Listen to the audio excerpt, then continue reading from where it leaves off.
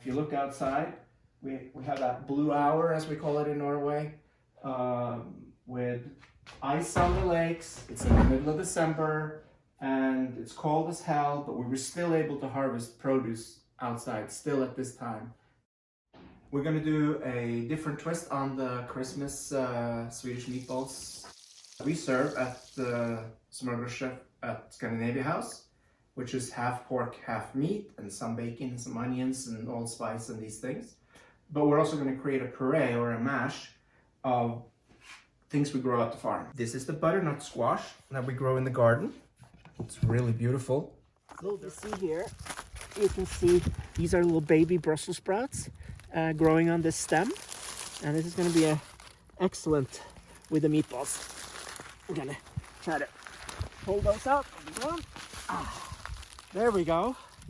And as you can see, when they're this small, they're really the best. Now we're going to go and get the sunchokes for the mashed potatoes. We usually do between 2,000 and 3,000 pounds of sunchokes, and we can harvest them all the way into the ground is frozen. It's barely frozen, but we can get them out now. Oh, lots of them here. Look, this is delicious stuff. For the Swedish meatballs, we're going to do the pork from our farm. We're going to do the beef from our farm. Got the cows right out there. We're going to do some bacon from our farm as well. And we're going to do a couple of eggs from our chickens. And we're going to use nutmeg and allspice in this mix. And then we're going to pan fry them in butter. Lots of butter.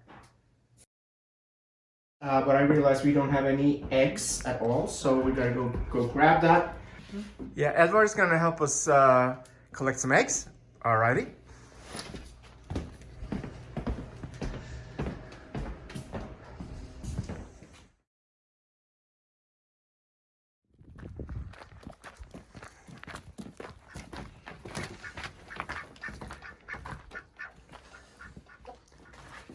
Oh, the chickens are roosting already. That's because it's cold and it's late. Let's see what eggs you found. One? Yeah. We got 2, and there's a few more. Oh, there's a one. lot in that one. Oh yeah, collect all of them. Okay. And then outside here we have the ducks. We have the little duck. You gotta go in too.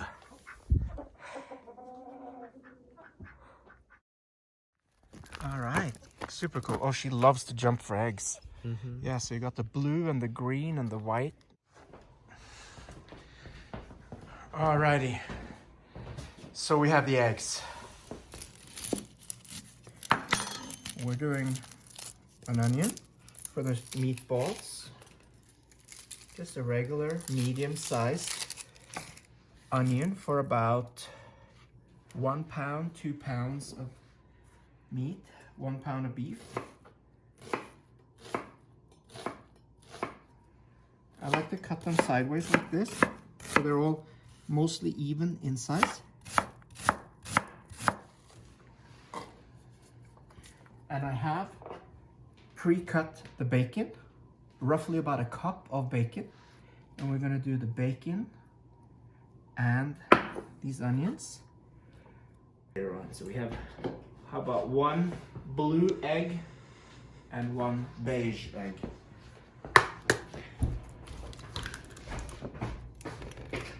You see, very, very firm yolk, completely round and bright yellow. There's no vegetarian chickens on our farm. They all eat bugs and roam free. 2 eggs. Then we're gonna mix in the beef. Here. And then the pork from our pigs over at Blenheim. And we're gonna put in half a teaspoon of allspice, a little bit more, and half a teaspoon of nutmeg. And we're gonna put in some salt and pepper. I always use kosher salt, not table salt, because it's horrible and it tastes bitter. And then pepper. I use a coffee grinder and I grind all my pepper for everything that I cook. So now we're gonna leave that and wait for the onions and the bacons to cook, which Eric is doing in the kitchen. All right, and what we're gonna do here, cut it off there. And what you wanna do, it's a beautiful color on these butternut squashes. And what you wanna do is that the size of the potato after you peel them and the size of the sunchokes are about the same when they're cooking, because you want them to all be at the same level of tenderness when you turn them into mash. So I think that this is generally a good size. You want to bring them off the stem like this, and then we want to clean them to be sure we got any sand off, and then mix them with a little olive oil, put them on a pan, which we're going to show you later, roast them in the oven until they're tender, and then you fry them in the frying pan with some lemon juice and butter, and then always the zest of lemon and lime on top of it afterwards, and it becomes incredible. It's our truffle hunter is chewing on the thing. Here's a trick that I do to teach Lily how to hunt for truffles. So I get some truffles from Truffleists. This is really good because it's got a little truffle inside here. So I take a little piece of bacon and put a little tiny bit of truffle oil on the bacon. It smells so pungent, you can smell it from like a mile away if you're a dog like her. Alrighty. Lily! Why don't you film there? Lily, come! Sit. Sit. Roll over. Roll over. Good job. Bacon with truffle oil. She's skeptical about the truffle because it's a new smell for her, so she doesn't recognize the bacon because she only recognized the truffle. So the key here is to make her associate bacon with truffle oil. Then she will find truffles and chanterelles and other mushrooms that... Okay, so I'm going to season these all Brussels sprouts. I just cut them off the stalk and I'm gonna put them in the oven. So I'll start with some olive oil. Just drizzle it on. Pepper, just a little mix. Grab a little more pepper. Just mix that. And then you can have them as compact as you want. You just gotta make sure they are not touching. We're putting in the Brussels sprouts now. All right. And we're gonna cook them until they're nice and tender and they get nice and crispy on the edges of the leaves. So they get that crispy Brussels sprout taste. So let's bring these in, toss them in the water. Follow me. Alrighty, potatoes are in. Butternut squash is in. And sunchokes are in. We're gonna add a few more of those in there. And the bacon and onions are just about ready. Mince this a little bit. It cooled down for a couple of seconds because the pieces are too big to go in a meatball. So that's why you have to let it cool and then mince it.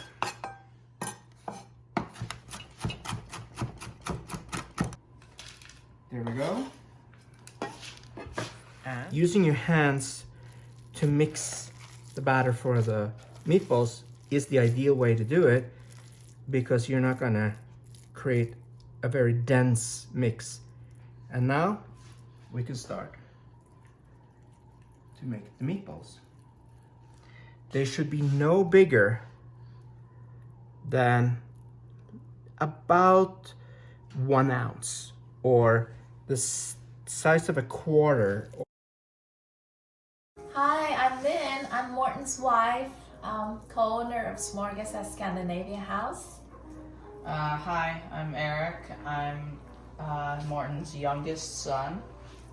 And here we're rolling Swedish meatballs for today's meal because it's a Smörgås tradition, and every year we'd usually go to Norway pre-COVID, and it would be it's just part of the trip that everyone parents, children, we all have to help. Everyone has to help to make the Swedish meatballs. It takes a long time. We're going to do some piano while we wait for everything to cook.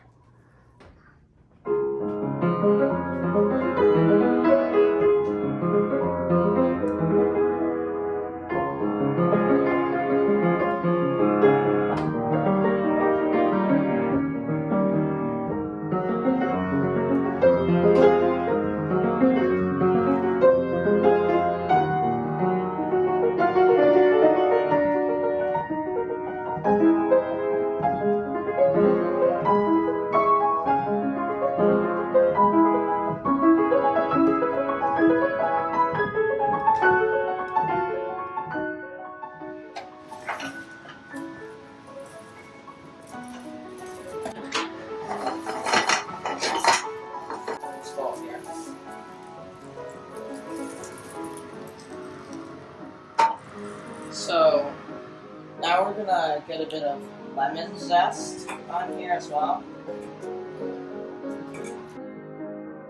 So now we're going to be frying up the meatballs in the saucepan.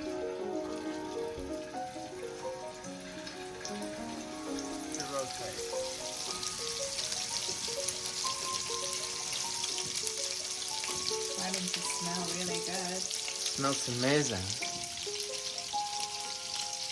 So right now we're draining the now boiled ingredients. Into the sink. We're gonna have to empty everything.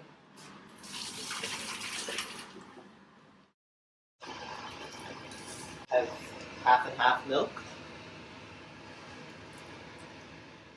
And spread throughout chunks of butter. Start to mash it.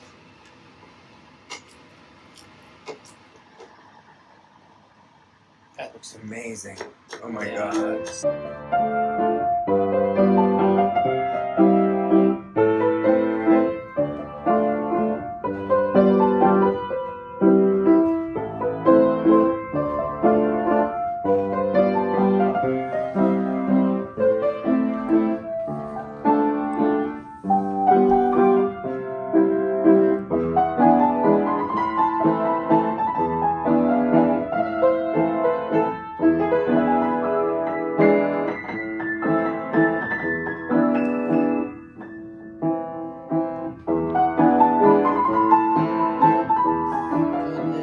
Squash and the potatoes, we got the lingonberry sauce to go with the meatballs, and we got some nice crispy Brussels sprouts. So now we're gonna plate our first dish. So let's get like 6 meatballs here. Let's get a nice big hearty scoop of the puree on the side. And let's get a nice big scoop of these crispy Brussels sprouts that came straight from the ground. And let's get a scoop of lingonberry sauce right next to the meatballs.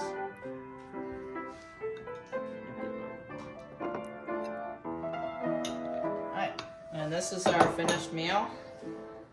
Thank you for watching.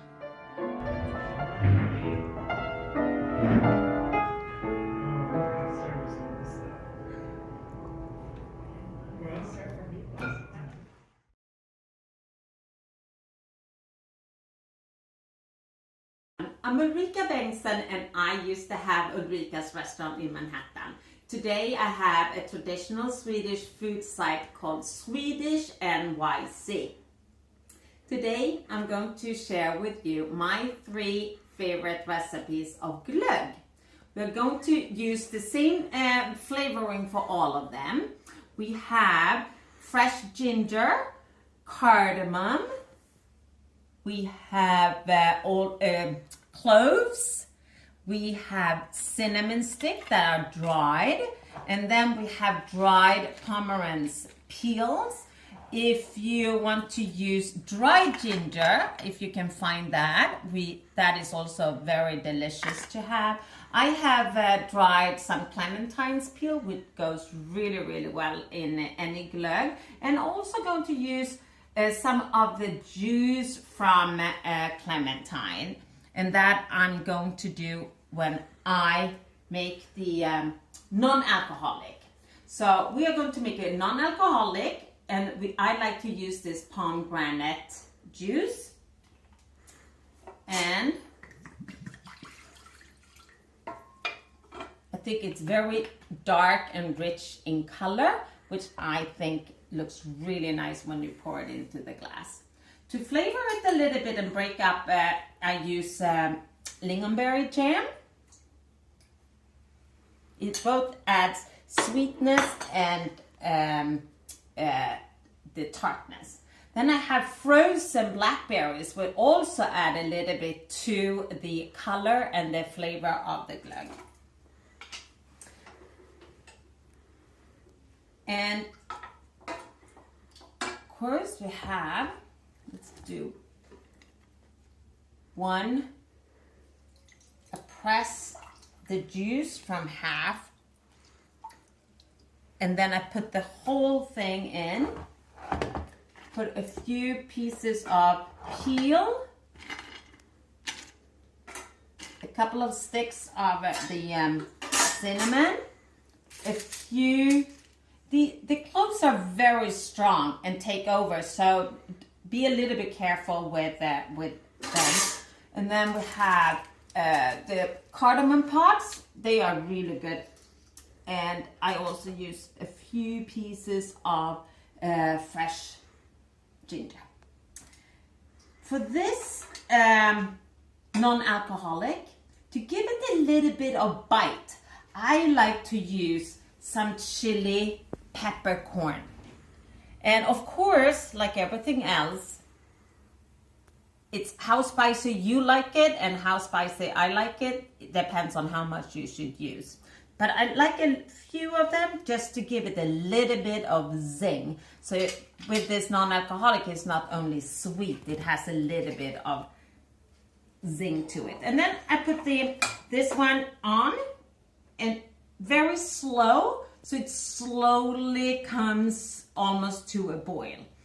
And the same goes with sugar. I add a little bit of sugar, and I don't like my non-alcoholic glögg too sweet, so I don't add too much, and you can always add a little bit later. It's important. Maybe you can see here, this is how it looks now. And I just have it here to come to almost a boil.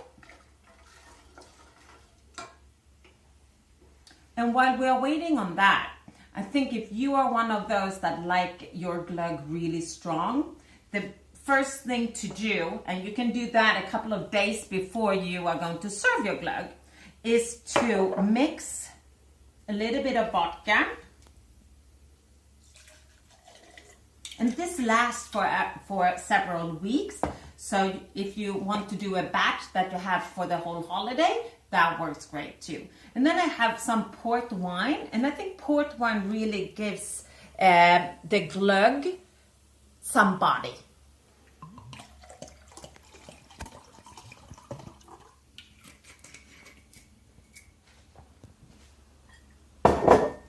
And then we steep these dried ingredients, as I said, for a couple of days. Just let it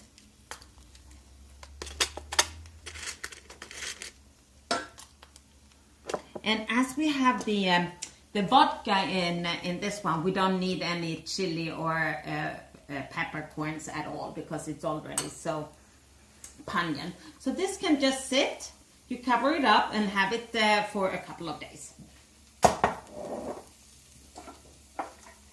while this one is coming together, you do the wine glögg. Here is a dry red wine. It doesn't have to be an expensive one, but something that you like. You add that.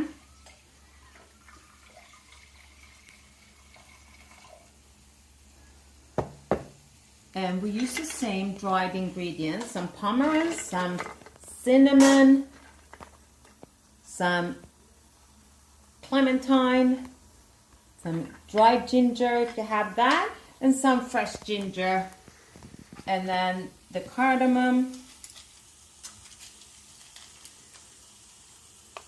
the cloves, and here to sweeten this I use raisins and sugar. Same here, depending on what you like, how sweet you want your glögg. I don't like mine too sweet, and I think you can always add sugar later, so I don't use too much in the beginning. Then you put it on the heat on slow heat, so it takes a little time for it to, so all the flavors from all these ingredients comes together and enrich all the flavoring and everything. So here we have the non-alcoholic, looks really good now, and it's almost simmering here. And when it's simmered for about 5 minutes, you turn off the heat and cover it and let it sit overnight.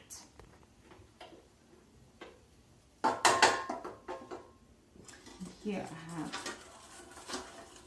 And while this one is warming up, one good tip that I have for all these dried ingredients, a really good giveaway when you go away to someone's house this holiday season, pack them up like this and write a little bit of your own recipe or your advice, and then it smells good, and you can give it with a bottle of wine, and then anyone can make Swedish glögg at home.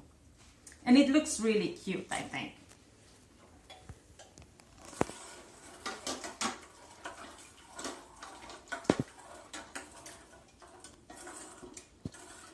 And the same here, you let it simmer for about 5 minutes. As it's wine, it's important that it doesn't boil, because then all the alcohol will evaporate and the flavor will change completely. So make sure that you watch over it and make sure that it's just simmering and getting warm, so the flavors of all the spices comes out and that the sugar is melting. And I will have all the recipes at the end of this video. And while this is doing this, I will come back and then we will strain it and serve it. Hi, welcome back everyone. So it's the day after and our glöggs has been steeping here and it smells delicious. All the flavors has come out overnight, and we are now ready to strain it. And then we need to reheat it again because this glögg is going to be served warm.